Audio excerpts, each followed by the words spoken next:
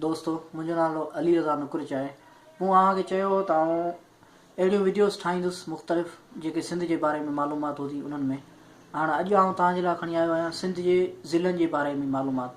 त सिंध में घणा ज़िला आहिनि ऐं सिंधनि जा नाला, उन्हनि जे ज़िलनि जा नाला कहिड़ा कहिड़ा आहिनि।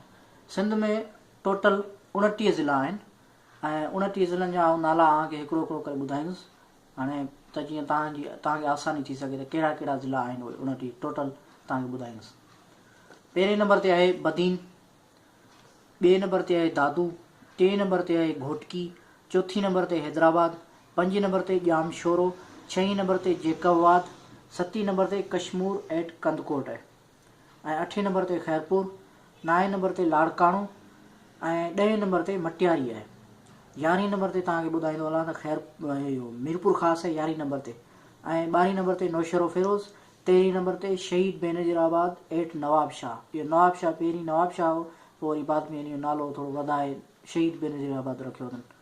14 नंबर ते आहे कंबर शहदादकोट, 15 नंबर ते आहे सांगड़, 16 नंबर ते आहे शिकारपुर, 17 नंबर ते आहे सखर ऐं 18 नंबर ते आहे टंडो अलियार।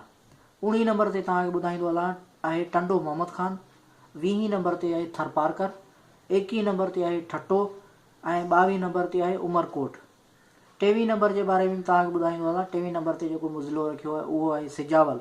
24 नंबर ते कराची सेंट्रल।